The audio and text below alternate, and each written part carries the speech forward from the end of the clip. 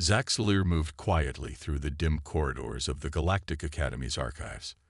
The blue-skinned Vixillian student had stayed late, long after most of his classmates had returned to their dormitories. His 4 eyes scanned the section markers carefully. He was not supposed to be here, in the restricted section, but curiosity drove him forward. Section 12 Delta, 12 Epsilon. He whispered to himself. Where is it? His research project on failed military campaigns had led him to references about a species called humans, but every time he tried to access detailed information, he hit security blocks. That only made him more determined to find answers. Finally, he spotted it. A sealed door marked Earth. Classification Omega. The highest security rating possible.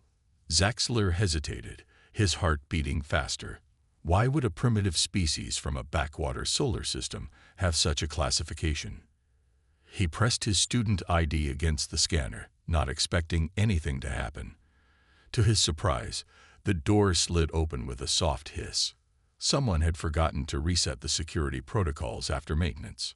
Inside, he found rows of physical data storage, actual printed materials and storage crystals, rather than the usual digital archives. He picked up a crystal and slipped it into his pocket just as the lights suddenly brightened. I knew someone was in here, came a voice from the doorway. Zaxler spun around to see Nixera, a Solarian student with glowing skin and 4 arms.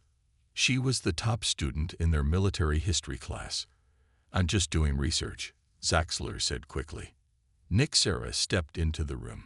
In a section that requires professor-level clearance, what are you really looking for? Before Zaxler could answer, heavy footsteps approached from the corridor. A massive shape filled the doorway. Krell, a bull-like Toridian whose species was known for their strength and direct approach to problems. You two are going to get caught, Krell rumbled. Security drones do sweeps every 30 minutes. Then why are you here? Nixera asked. Krell shrugged his broad shoulders. I saw you both sneaking around. Seemed interesting. A soft voice spoke from behind Krell. We should all leave before we get in trouble. The timid Aquarian, Vizzy, with her transparent blue skin and visible nervous system, peered around Krell's bulk. Not yet, Zaxler said. Look at this. He pointed to a large label on one shelf.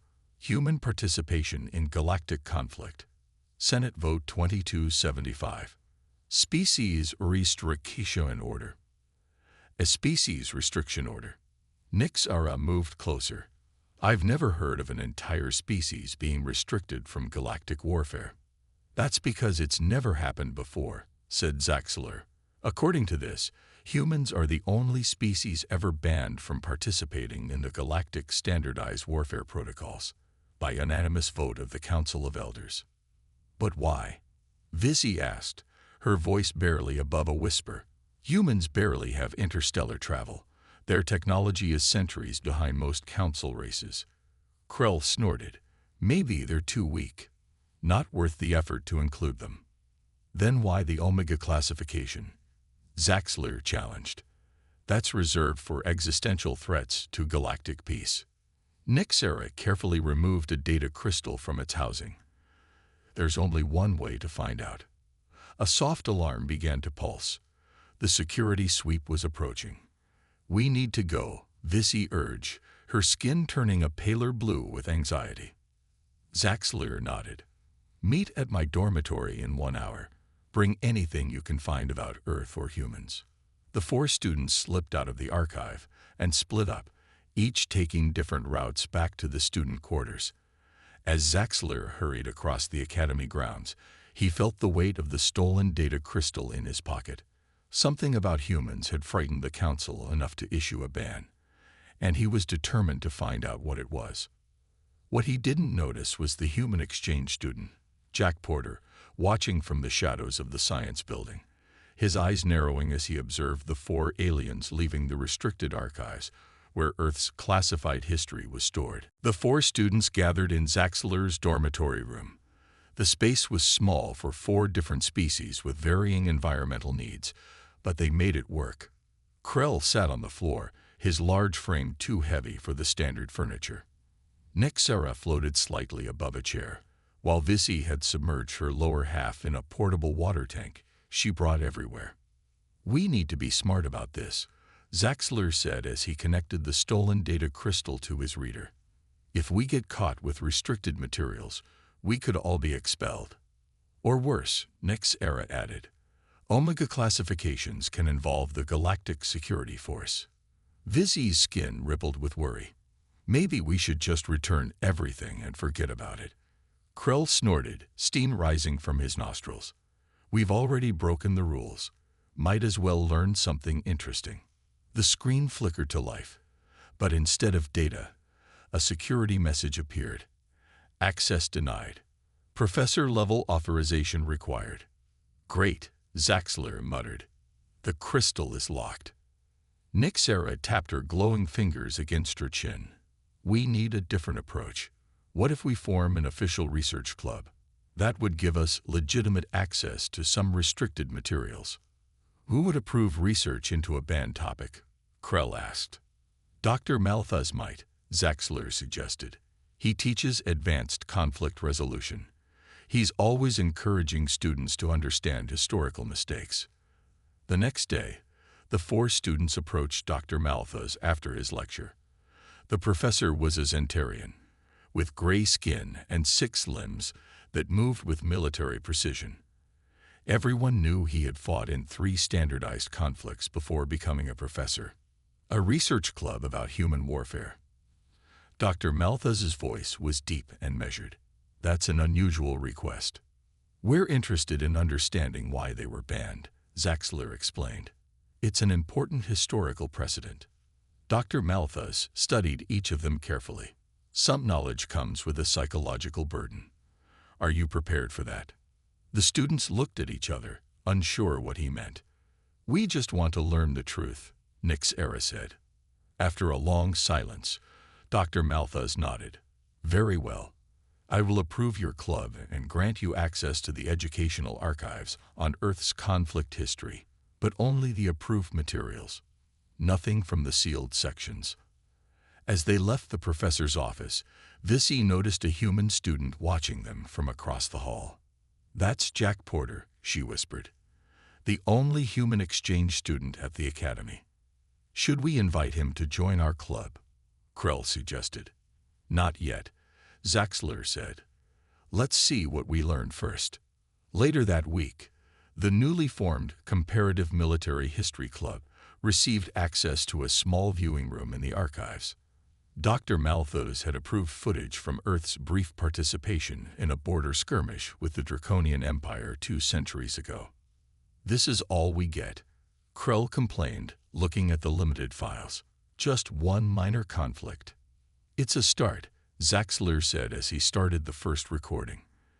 The screen showed a small human ship labeled Chicago Spirit near the edges of Draconian space. The timestamp indicated it was from 200 years ago. The ship appeared primitive by current standards, with crude propulsion systems and minimal defenses. "Is that a colony ship?" Nixera asked, noting the large habitat sections. As they watched, a Draconian patrol vessel approached the human ship. Standard first contact protocols should have been initiated, but instead, the Draconian ship immediately moved into attack position. "That's not right," Vissy said. "First contact should follow Section 5 protocols. They're violating the rules." The recording suddenly cut off, replaced with a message. "Remainder of footage requires additional clearance." "Of course," Zaxler sighed, just when it was getting interesting. As they left the viewing room, frustrated by the limited information, none of them noticed Jack Porter step out from an alcove, his face grim as he watched them walk away. The next 3 days brought nothing but frustration for the student research group. Every request for additional footage was denied or delayed. Zaxler paced around their clubroom, his 4 eyes blinking in alternating patterns, a sign of stress in Vexillians. "This makes no sense," he said. "We have official approval. Why can't we see the rest of the recording?" Nixera's glowing skin had dimmed slightly, something that happened when she was deep in thought. The system keeps saying pending security review. Someone is deliberately blocking us. Krell slammed his fist on the table, leaving a small dent. This just makes me more certain something important happened with that human ship. Visi, who had been quiet until now, suddenly spoke up. I asked around in the administration office. The Chicago Spirit wasn't a military vessel. It was carrying farmers and engineers to start a colony. The door slid open, and all 4 aliens turned to see Jack Porter standing in the doorway. The human looked uncomfortable but determined. "You're looking in the wrong places," Jack said quietly. For a moment, no one spoke. Then Zaxler stepped forward. "What do you mean?" Jack hesitated before entering the room. The door closed behind him. "I know what you're researching. You're not the first students to get curious about the human man. Do you know why humans are banned from galactic warfare?" Nix Era asked directly. "Not exactly," Jack admitted. "But I know where you can find real information, not the sanitized version they're feeding you." He placed a small device on the table. It looked ancient compared to current technology. "This belongs to my family," Jack explained. "My great-grandfather was Alan Porter. He was a military advisor during the Chicago Spirit incident." Krell leaned forward, suddenly interested. "Your ancestor was there?" Jack nodded. "This device contains his personal records. The files were classified, but they're also family history, so they were passed down." Visi looked concerned. "If they're classified, we could get in serious trouble for viewing them. More trouble than stealing from the restricted archives." Jack raised an eyebrow, and Zaxler looked away, embarrassed. "I saw you that night. I've been watching to see what you do." Zaxler connected the device to their viewer. Ancient data formats required conversion. But eventually, the screen displayed footage from inside the Chicago Spirit. The video quality was poor, but they could make out humans moving around a common area of the ship. A woman was speaking to a group of colonists. "That's Susan Hayes," Jack explained. "She was the colony leader. The man next to her is her husband, Greg. They were farmers from a place called Iowa on Earth." The footage showed ordinary humans, men, women, a few children. They looked excited, hopeful. They had no idea they were crossing into disputed territory. Jack continued. Earth wasn't part of the Galactic Council yet. They had no way to know about the border conflicts between the Draconians and the Arcturian Alliance.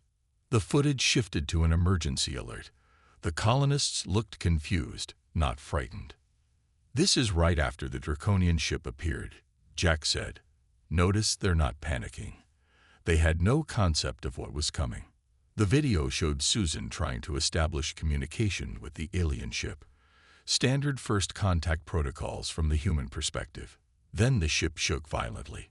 Warning lights flashed. "The Draconians fired a warning shot," Jack explained. But the humans had no faster-than-light communication. They couldn't call Earth for instructions or help. They were completely alone. The footage ended as crew members rushed to different stations.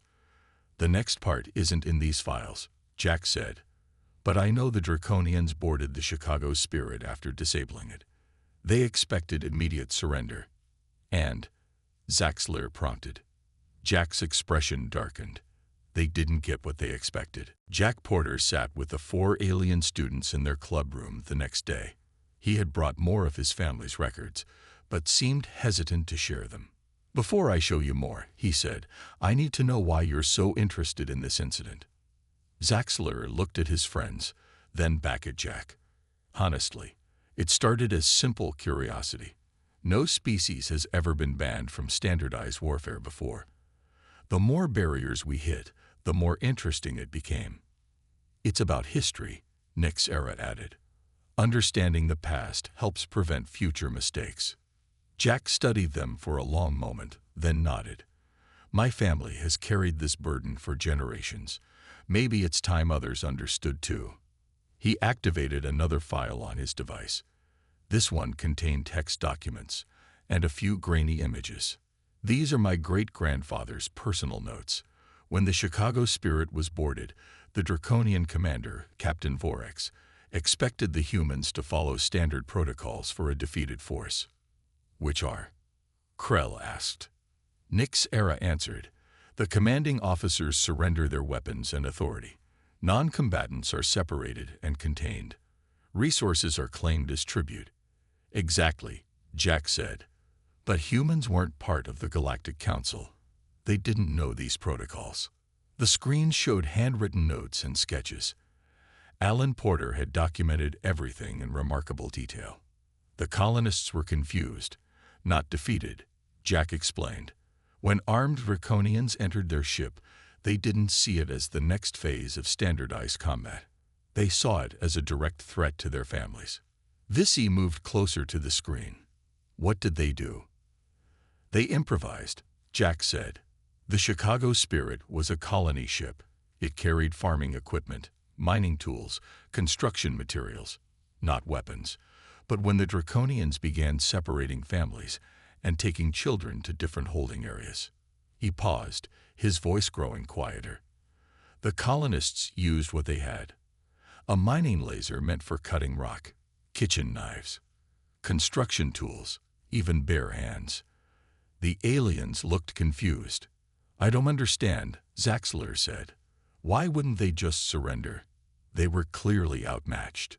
Jack sighed. That's the part your people have never understood about humans. When our families are threatened, especially our children, we don't calculate odds of success. We just act.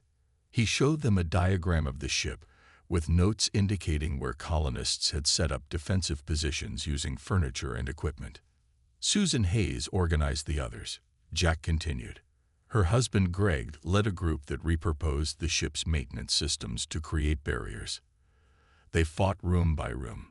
Krell looked impressed despite himself, with mining tools against military weapons. They must have been slaughtered. Many were, Jack admitted, but not before they caused significant damage to the Draconian boarding party. He showed them more notes.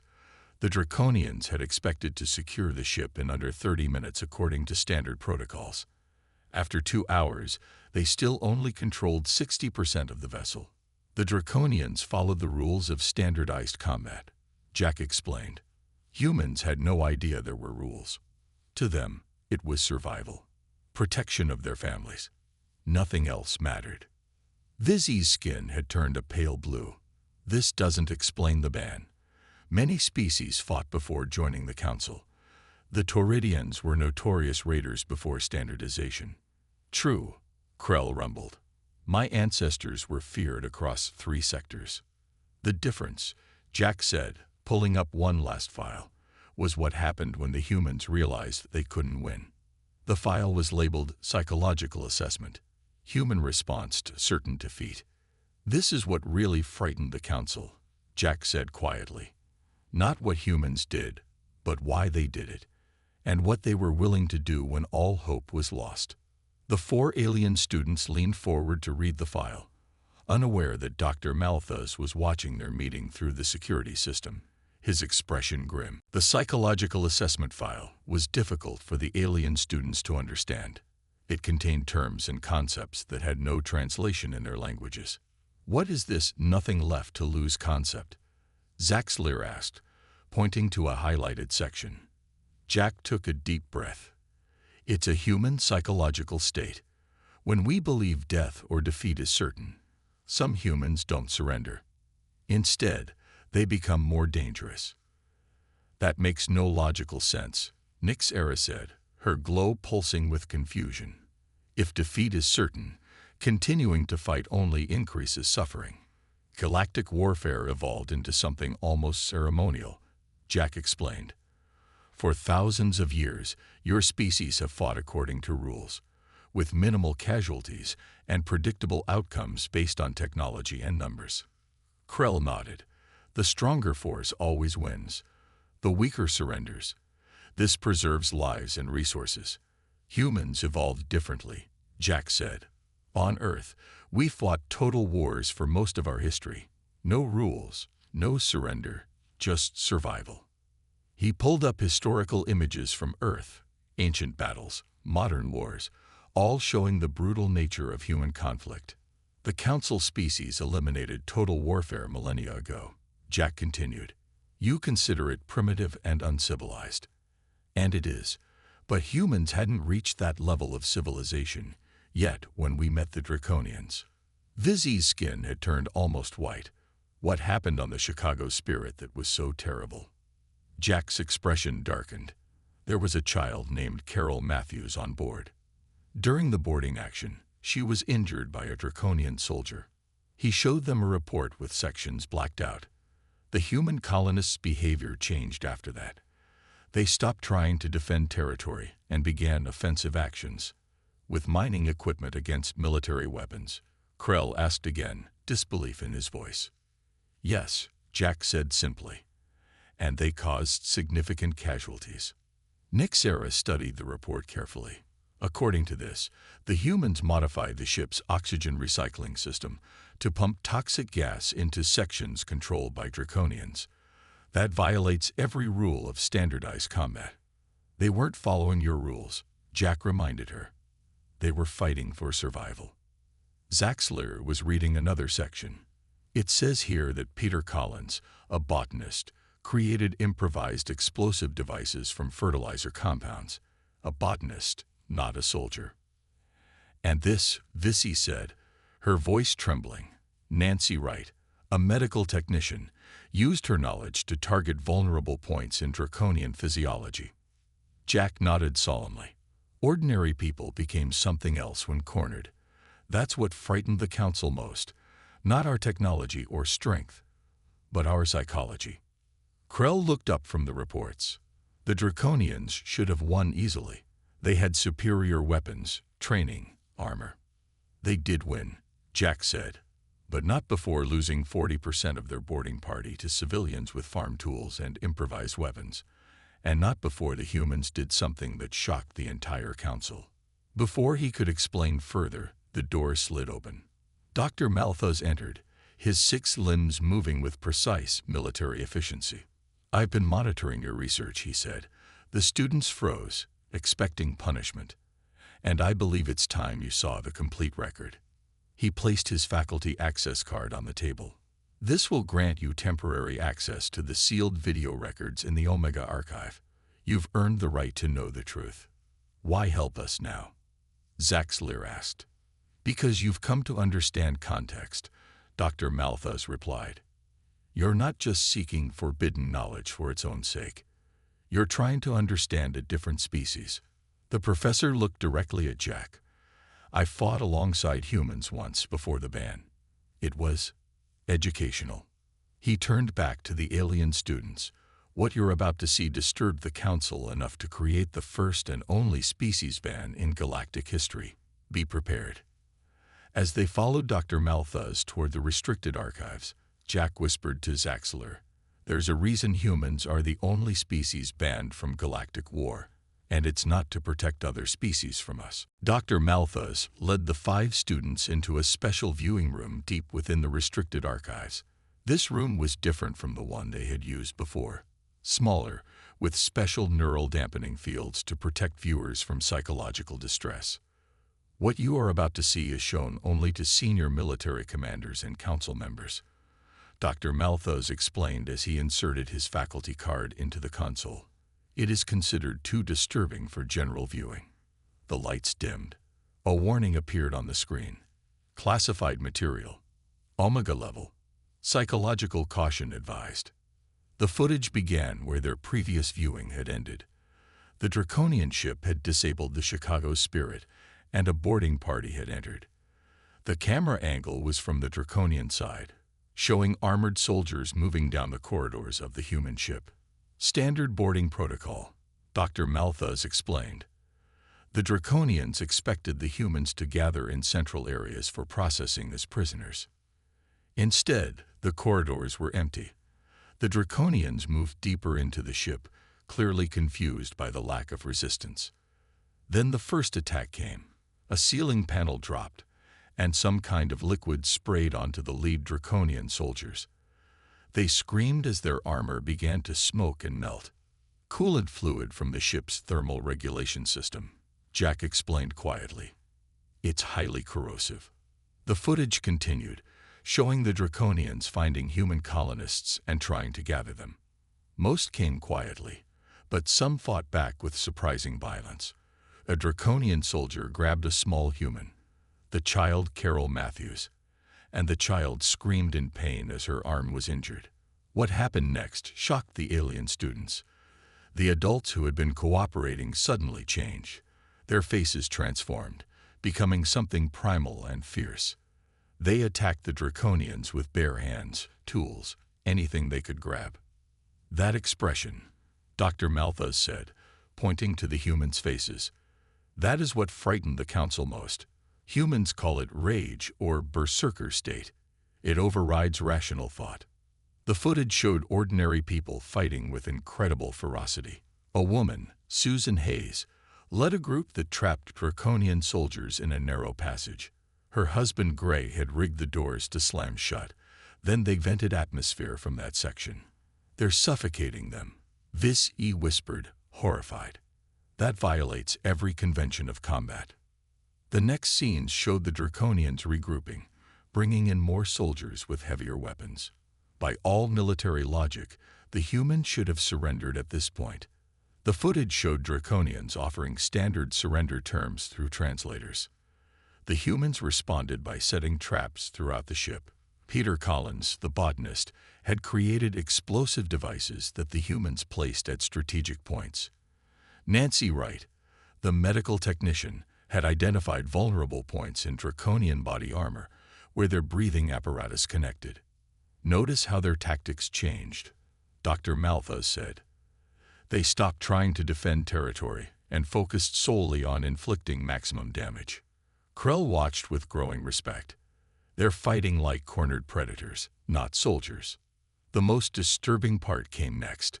The Draconian commander, realizing standard tactics weren't working, threatened to destroy the entire ship unless the humans surrendered immediately. The human response was captured in a communication the Draconians intercepted. Susan Hayes' voice came clearly through the speakers. If we die, we're taking as many of you with us as possible. Our children will not die alone. The footage showed humans preparing for a final stand. They had rigged the ship's engines to overload, which would destroy both vessels if detonated. They were willing to destroy themselves completely, Nyxera said in disbelief. Not just die fighting, but ensure mutual destruction. This is why humans are banned from galactic warfare, Dr. Malthus said quietly.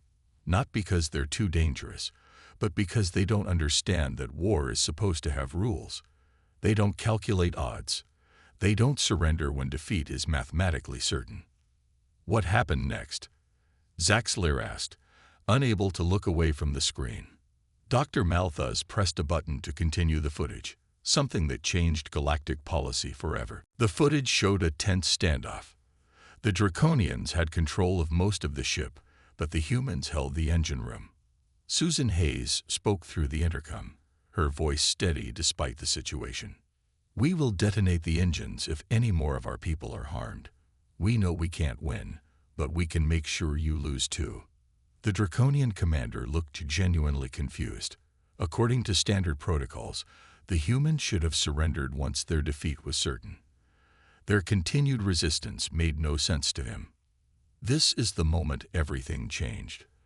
Dr. Malthus explained. The Draconian commander sent an emergency message to the Galactic Council. He requested guidance on how to handle a species that refused to follow the basic rules of combat.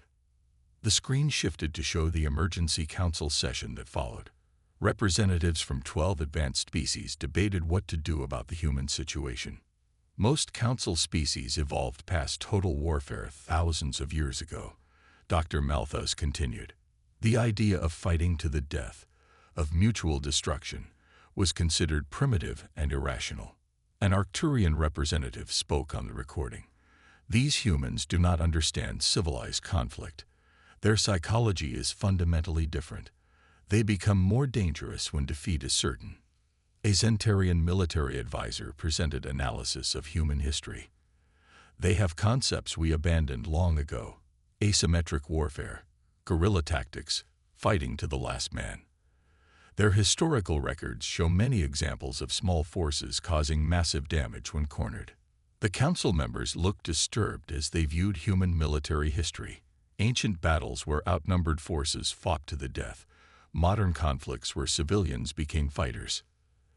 They have no concept of honorable surrender, a Vexillian counselor noted. In their history, surrender often meant death or slavery. They evolved to fight harder when hope was lost. Zaxler watched his own species' representative with growing understanding.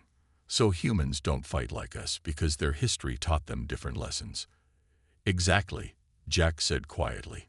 For most of our history, war meant survival of our group, our family, our genes. We evolved to never give up when those we love are threatened. The council recording continued. Military analysts had run simulations of what would happen if humans were permitted to join galactic conflicts.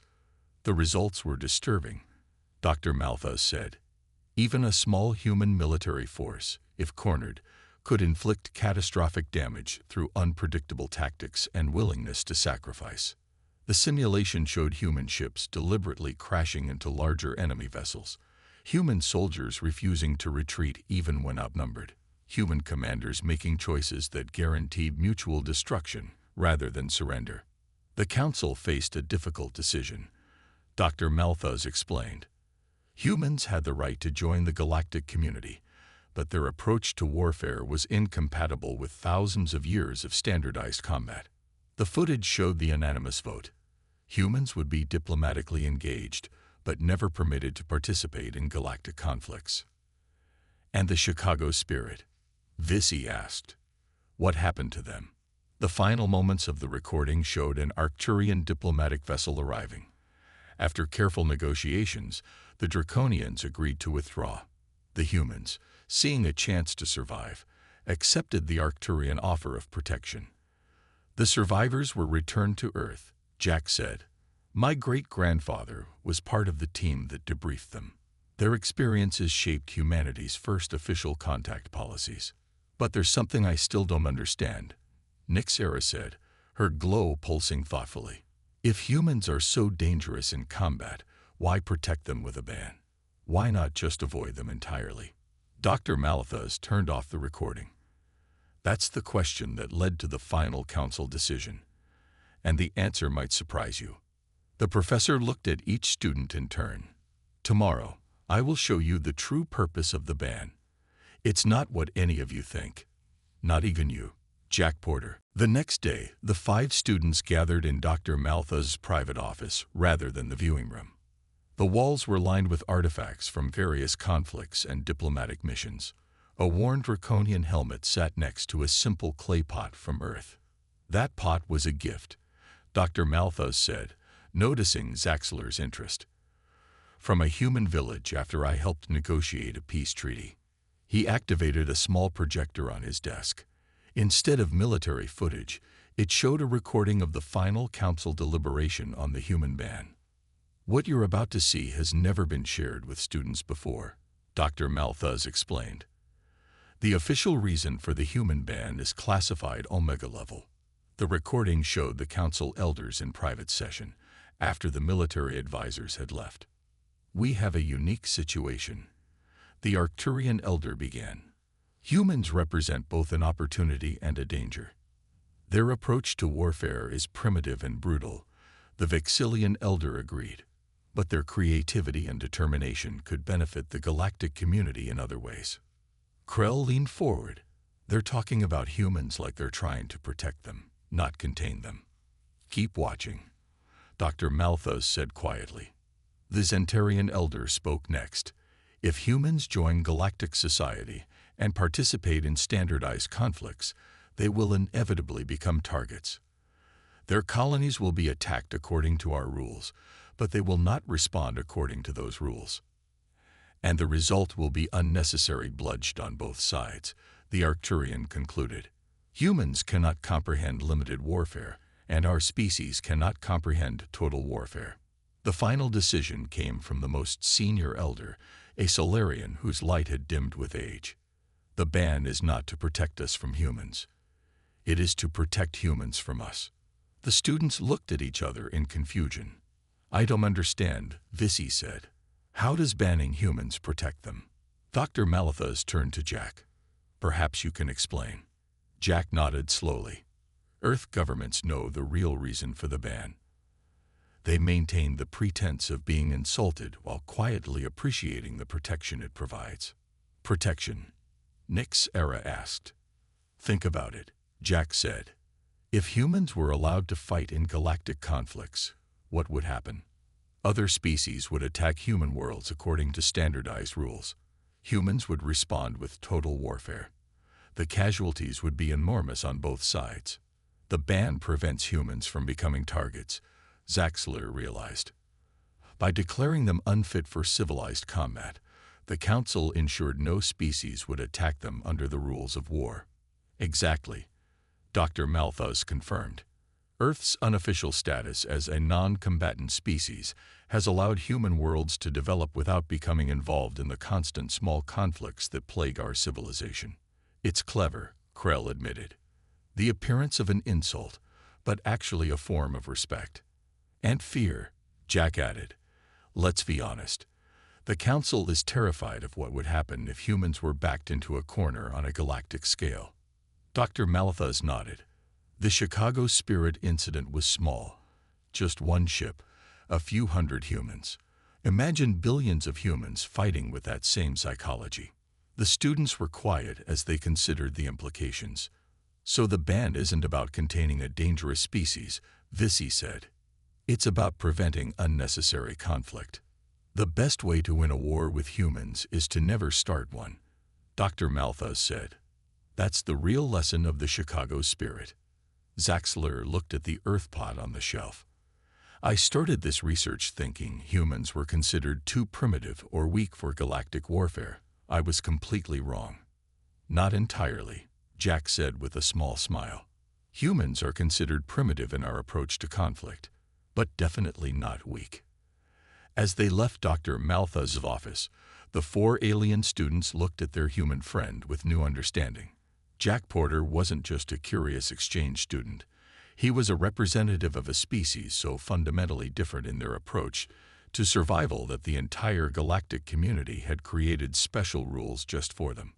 I'm glad we're friends, not enemies, Krell said, placing his large hand carefully on Jack's shoulder. Jack smiled. That's the whole point of the ban, to make sure we all stay friends.